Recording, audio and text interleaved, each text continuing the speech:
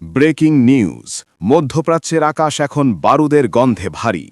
একের পর এক ইরানি ব্যালিস্টিক মিসাইল আছড়ে পড়ছে ইসরায়েলের বুক চিরে। অত্যাধুনিক আয়রন ডোম কিংবা অ্যারো ডিফেন্স সিস্টেম সবকিছুকে বুড়ো আঙুল দেখিয়ে ইসরায়েলের ভেতরে তাণ্ডব চালাচ্ছে তেহরান। কিন্তু প্রশ্ন হল, ইসরায়েল কি তবে সত্যিই ইরানের এই বিধ্বংসী হামলা ঠেকাতে হিমশিম খাচ্ছে? ১ মার্চ ২০২৬ ইতিহাসের অন্যতম বড় আকাশপথের যুদ্ধের সাক্ষী হয়ে থাকল বিশ্ব। সুপ্রিম লিডার আয়াতুল্লাহ আলী খামেনির ওপর ইসরায়েল ও আমেরিকার যৌথ হামলার খবরের পর মুহূর্তেই রণক্ষেত্রে পরিণত হয়েছে পুরো অঞ্চল। ইসরায়েলি ডিফেন্স ফোর্সেস বা আইডিএফ জানাচ্ছে, গত ২৪ ঘণ্টায় অন্তত ২০ বার সারা দেশে রেড অ্যালার্ট জারি করা হয়েছে। কয়েকশো ড্রোন আর মিসাইলের ঝাপটা সামলাতে গিয়ে কার্যত দিশেহারা হয়ে পড়েছে ইসরায়েলি প্রতিরক্ষা ব্যবস্থা।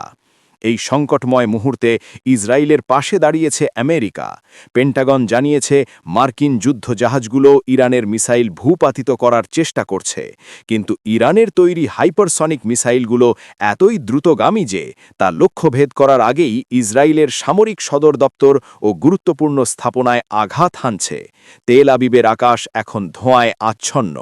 খোদ ইসরায়েলি সূত্রগুলোই স্বীকার করছে, প্রতিরক্ষা বলয় সম্পূর্ণ নিশ্ছিদ্র নয়।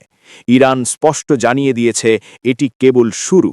সর্বোচ্চ নেতা আয়াতুল্লাহ আলী খামেনির ওপর যে কোনো আঘাতের বদলা নেওয়া হবে চরমভাবে। তেহরানের হুঁশিয়ারি, যদি পাল্টাপাল্টি হামলা থামানো না হয় তবে পুরো মধ্যপ্রাচ্যে মার্কিন ও ইসরায়েলি অস্তিত্ব সংকটে পড়বে। বিশ্ব কি তবে তৃতীয় বিশ্বযুদ্ধের দ্বার প্রান্তে, নাকি কূটনীতির টেবিলে ফিরবে শান্তি? আপাতত সারা বিশ্বের নজর এখন তেল আবিব আর তেহরানের দিকে। আপনার কি মনে হয়, ইসরায়েল কি পারবে ইরানের এই আক্রমণ রুখে দিতে? আপনার মতামত কমেন্টে জানান। পরবর্তী আপডেট পেতে আমাদের সাথেই থাকুন। ধন্যবাদ।